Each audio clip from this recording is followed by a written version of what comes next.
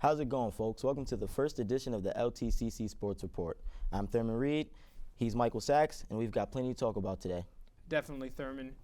Not just in this episode, but in every edition of the LTCC Sports Report, we'll have a wide range of sports topics ranging from Marist sports to professional. So let's jump right in. Let's get started with our news segment, beginning with the latest on Richie Incognito. Incognito has shown some troubling behavior recently, just days before he checked himself into a psychiatric hospital in Arizona. He reached out to some friends and told them he was afraid his agent was helping the NFL end his football career. The lineman is expected to be released by the Miami Dolphins sometime in the near future. New York Knicks point guard Raymond Felton posted bail $25,000 last week after being arrested on several illegal weapons charges. Felton is scheduled to reappear in court on June 2nd and is faced to 23 years in prison on the felony charges as the Knicks continue to struggle and compete Eastern Conference. Former New England Patriots tight end Aaron Hernandez made headlines once again this past week, as the 24-year-old was involved in a jailhouse fight at Bristol County Jail, where he has been held in segregation. Hernandez could face new charges following the scrap after he is already being charged with the murder of Odin Lloyd this past summer.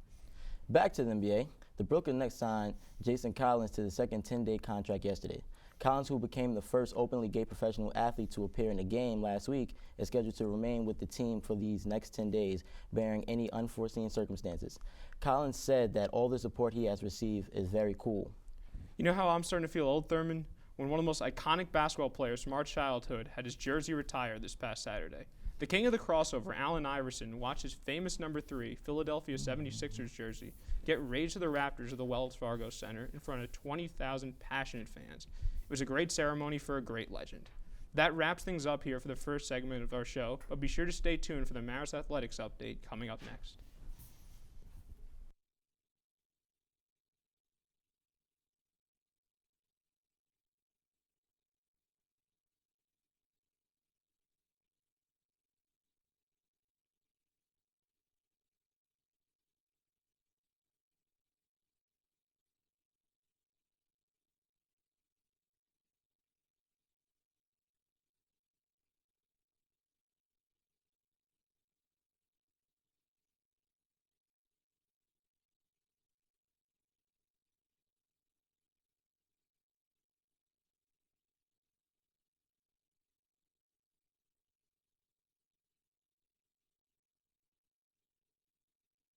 All right. Gabe, can you do a mic check real quick? All right. Read like you're gonna Marist goes in tied first with Iona with a record of 24-6, with a conference record of 18-2.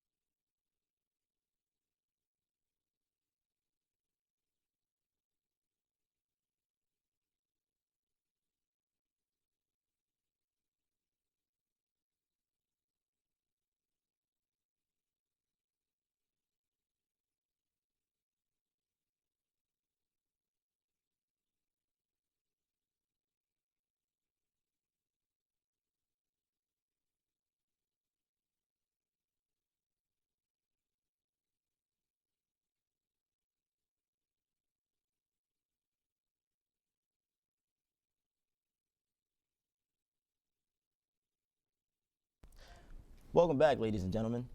We had an exciting weekend here at Marist College as we had our senior day, and our Marist men's basketball is set to take on in the MAC championships. Here's Teron Whitfield with an update.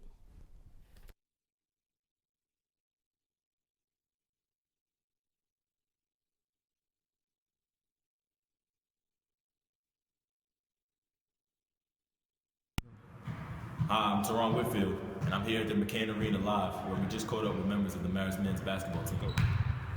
So Jay, as the MAC tournament approaches, how are you preparing yourself to deal with the upcoming games? I'm going to stay in the gym. I'm going to work on my shot because I've been shooting the ball really well lately, and I want to keep that up for the tournament. Just keeping myself in shape, staying in the training room. Just trying to be as prepared as possible. Good luck to you, Jay. Thank you. So Pat, you're coming off a great game senior night. And as the team prepares for the MAC tournament, what do you feel needs to be done to help the team reach its goals? For me personally, I have to make sure I come to practice every day, ready to work as hard as possible.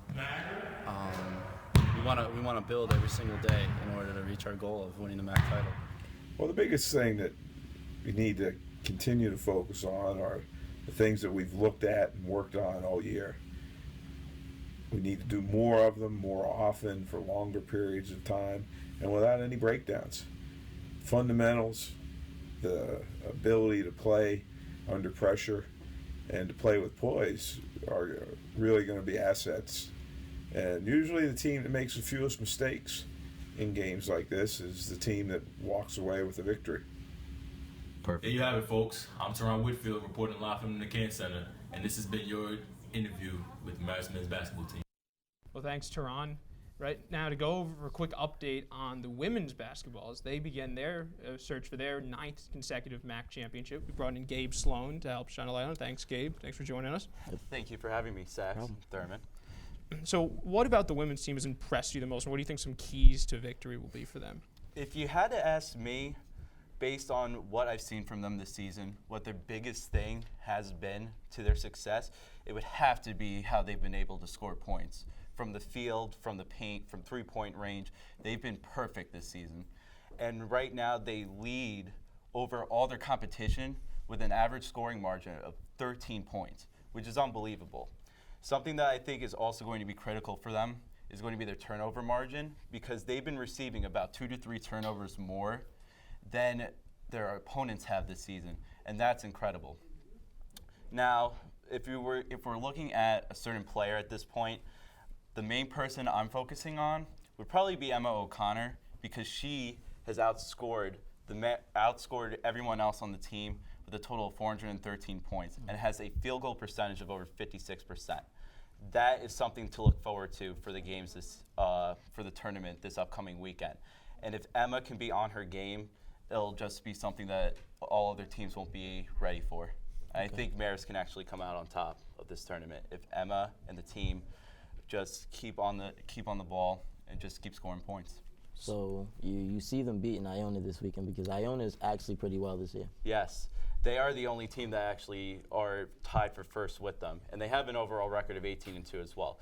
But the last game of the season, Marist actually beat them pretty handedly.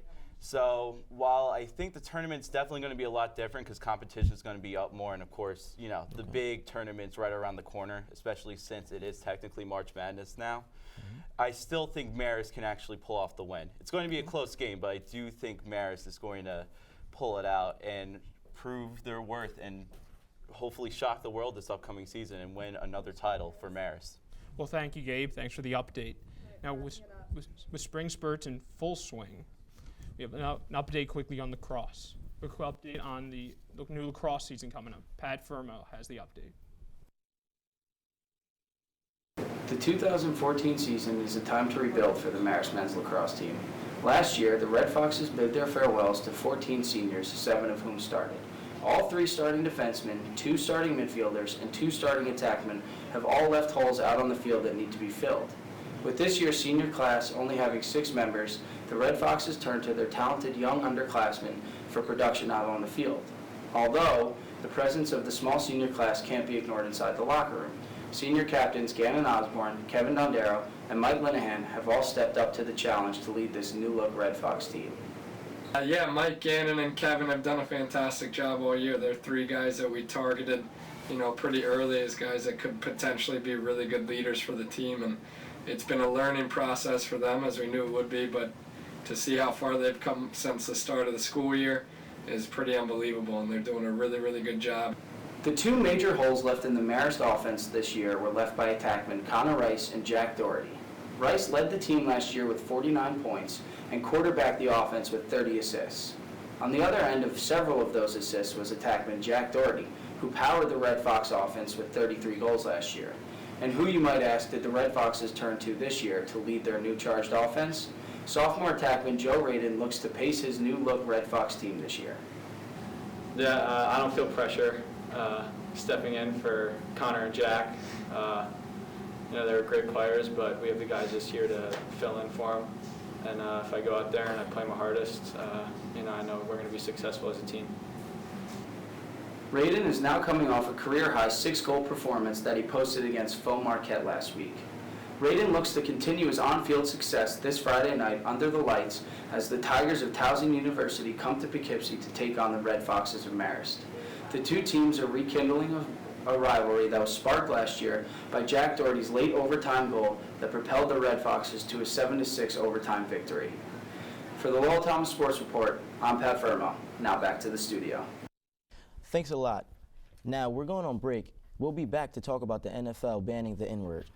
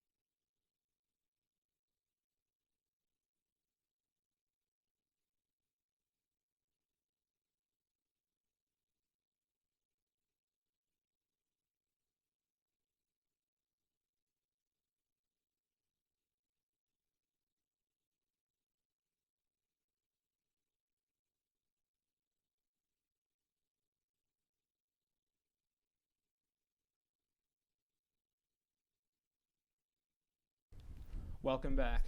Now's that point in the show when you're here to hear Thurman and I give our thoughts on some of the most pressing issues facing the sports world today. First issue we want to talk about is a new rule in the NFL. The NFL just recently released a new rule that it'd be a personal foul to use the N-word at any point on the field. Now, Reverend, what are your thoughts on this? I mean, what do you think? This has had a mixed reaction from the league. What do you think of this rule? I personally think it's actually a great idea because these guys are like sports figures and they're becoming public figures, and I think they need to set the examples for the people coming up after them. So I think they're doing the right thing and taking action, and they should just keep on with this idea, and hopefully other sports will catch on. Absolutely, and I think that there's no way you're ever going to totally eliminate inappropriate language on the field, but there's a big difference between inappropriate language and offensive language that's offensive to a particular nationality, religion, sexual orientation, anything. So I think banning that word, it's a good first step because it's flat out offensive using it, and I think any little incremental step we can take to eliminating that offensive language on the field, I believe we should Like take. you said, you hit it right on the head. It's offensive language. Now, if the black players say it to each other, they feel like it's right, it's more correct for them to say, but if a white player says it, then they get really offended. I think if you want to avoid all of that anything racial, you just have to get rid of it in general. Absolutely, and I also have an extra problem where this sort of goes beyond, but you look at Richie Incognito's Richie Incognito controversy with Jonathan Martin, and it seems to it's brought this to fruition, It's brought this issue to the forefront, and I think it's excellent that it's getting attention. Actually, with the Richie Incognito thing, that more is like you have to be a grown man about it, you know? So there's no such thing as bullying. He should just man up and try to face his own, his own problems. Absolutely. So moving on, talk about the story that seems that's had very little attention in college basketball, and that's the lack of respect for Wichita State. And they're still undefeated, finishing the season undefeated, ranked number 2 overall in the league. But the main criticism of Wichita State has been that they have not faced quality competition. Now, do you think that that's going to translate to a lack of championship? I actually do. They haven't played any really good teams. They haven't played Q's. They haven't played Duke. They've beaten subpar teams who never make it. So I feel like they need this in terms of playing better. But I still don't see them coming out. I mean, I believe they're going to have a very effective NCAA tournament. I think they are legitimate championship contenders. They're a very balanced team overall. And one other thing I can guarantee, maybe they may not be a Final Four team, but I can guarantee you head coach Greg Marshall is going to field some fantastic offers from some very historic programs as they're looking for head coaches with the excellent job he's done. So onto our next topic. Another basketball team, a somewhat more successful franchise, but having not as much success towards the end of the season. The Syracuse Orange. We talk about their struggles. They've lost 4 out of their last 5 games after an undefeated beginning of the season. Do you believe that that's also going to translate to the ACC tournament and the NCAA tournament? I think Syracuse has a chance of actually getting to the Final Four, maybe winning it all, because they don't have that burden of being undefeated anymore. So now they set themselves up because they lost. They know what it feels like to lose. So they could possibly come back and do some damage in the playoffs. I agree, and I think the NCAA tournament really is right in Syracuse's wheelhouse because they play that 2-3 zone, which so few teams actually know how to play against. So once you get out of that conference, it becomes a lot more difficult for that competition to be able to adjust to that 2-3 zone. So I believe that will be a huge advantage for them going forward in the NCAA tournament. But it may plague them in the ACC tournament with teams that have already seen this defense. Okay. And onto our final topic for this segment, we talk about LeBron James's mask. LeBron James was able to put up 61 points wearing that black mask. And, sort of a la Kobe Bryant a few years ago. Do you believe that this injury is going to have a major effect on LeBron overall? LeBron is Iron Man, he's a powerful player. I don't think it's really going to bother him as much, but I do think that this mask is it's overshadowing his play. They shouldn't focus too much on his mask as more as his numbers. He's putting up tremendous numbers as he's coming into it and going into the playoffs. But if this is what they're focusing on, imagine what can get to his head, And then it's going to become a spectacle. It's like LeBron's mask. That's not important. Let him play. Let him play basketball. That's what he's here to do. I agree, especially since he's putting up a near MVP season. The only other player I could say would be able to compete with him is Kevin Durant, the MVP. And he put up 61 wearing that mask. It's just clear evidence right there. The focus should be on his play, not on the mask he's wearing or not on the injury that may have caused him to wear that mask. I mean, I think eventually the league they'll get rid of all this stupid stupid extra stuff because it's extra. I think let him play basketball. That's what he's here to do. Kevin Durant's the only other player putting up numbers close to MVP, and that's what they should focus on, those 2 players right now, because they're the hottest players in the league. Absolutely. Well, when we return, we'll have an update on the NHL trade deadline, and we'll bring in Jeff Magliacetti to shine a little bit of light. We'll be right back.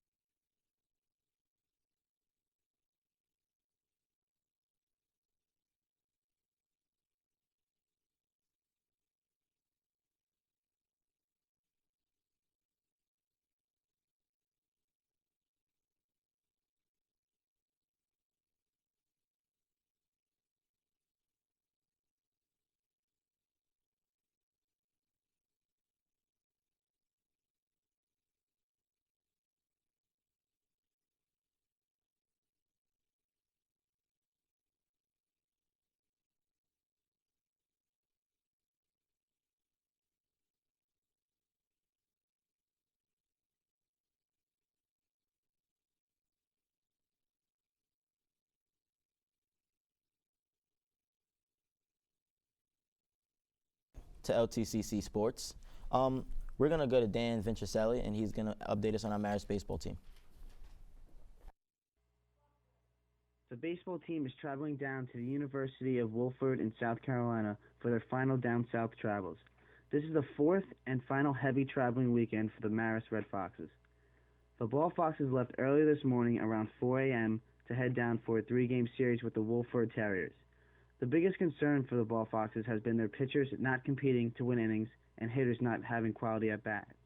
When I asked head coach Chris Traz what his biggest concerns were, he explained, "We knew we were going to experience some black areas in the beginning of the season, but that's not an excuse not to execute. We've beaten ourselves in most of these games we've lost. We need to minimize the mistakes." Marist has been struggling at the plate, striking out almost 7 times a game and allowing almost 5 runs a game. Marist is 2-9 on the season, and the vibe around the locker room is that they are the best 2-9 team out there. They do not feel like their record depicts how they've been playing. A bunch of these losses are on unearned runs and mistakes that they can be avoided. Junior pitcher Chris Napolitano told me that their struggles in the early part are due to a heavy load of freshman play, and once they understand the speed it takes to play at this level, we will be fine. From the McCann Center, I'm Dan Ventricelli with LTCC Broadcasting. Enjoy. Well, thanks for the update, Dan. Now, switching over from the baseball field to the ice, yesterday was the NHL's trade deadline. And while many of our local teams made some major moves, many other teams did as well. And for an update on that, we have Jeff Maglicetti. Thanks for joining us, Jeff. Hey, no problem, Mike. Pleasure to be here. Okay. Jeff, can you just sort of give us an idea on what our local teams did, the Rangers, Islanders, and Devils? Well, no doubt, Mike, the biggest move was made by the New York Rangers. They traded their captain, Ryan Callahan, a forward whose career high 54 points, the heart and soul of this team. But he was traded to the Tampa Bay Lightning for Marty St. Louis, also the captain of the Tampa Bay Lightning. I hate to say it, but I don't think the Rangers got the good end of this deal, Mike, because Marty St. Louis, as talented as he is, the guy is, after all, 38 years old. And you can tell me all you want about how he scored 60-plus points in 11 consecutive seasons. The Rangers really got the bad end of this deal, I think, because not only did they send their captain over to the Lightning, they also sent a couple draft picks over. Draft picks that could be very important in the long run. And the Rangers weren't the only team making moves at the deadline. The New York Islanders traded forward Thomas Vanek to the Montreal Canadiens, and a lot of analysts have said that they believe the Islanders got the short end of the stick on that one. What do you think? You're absolutely right about the Islanders getting the short end of the stick, the hockey stick, no pun intended, for Thomas Vanek right there. But the thing is about Vanek, the Islanders were in a no-win situation from the very beginning right there. Thomas Vanek made it abundantly clear that he was not going to sign with the New York Islanders when they traded him for Matt Molson with the Buffalo Sabres in October. So the Islanders had no leverage when it came to a trade, and only thanks to an 11th-hour deal with the Montreal Canadiens, which earned them a conditional second-round draft pick, a draft pick that only is valuable if the Canadiens miss the playoffs. They really got the bad end of the deal there. Absolutely, and I think if you looked at it, there were just a few draft picks and sort of a lesser-known player, and considering what the Islanders gave up for Vanek too. It's not just Vanek. They also got rid of Andy McDonald, Pierre-Marc Bouchard, and Peter Reagan. So you could say the Islanders are in total rebuilding mode now that John Tavares is hurt. Well, it absolutely can be said. Thanks for joining us, Jeff, and thanks for the update. We always appreciate it. Hey, no problem, Mike. My pleasure. Absolutely. When we come back, we'll have an update on some of the big NBA games coming up this next week. Thanks for joining us. Stay tuned.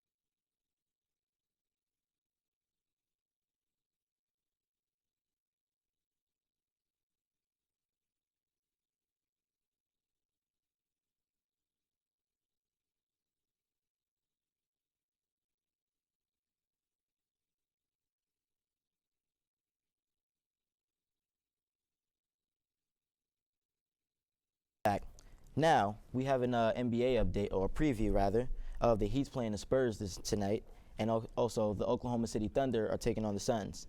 I personally think I'm ready for June and think that we should just get right to OKC playing the Heat, because that's what the people clearly want to see. Absolutely. I mean, there's a very good chance that two of these four teams are the team we will be seeing in June.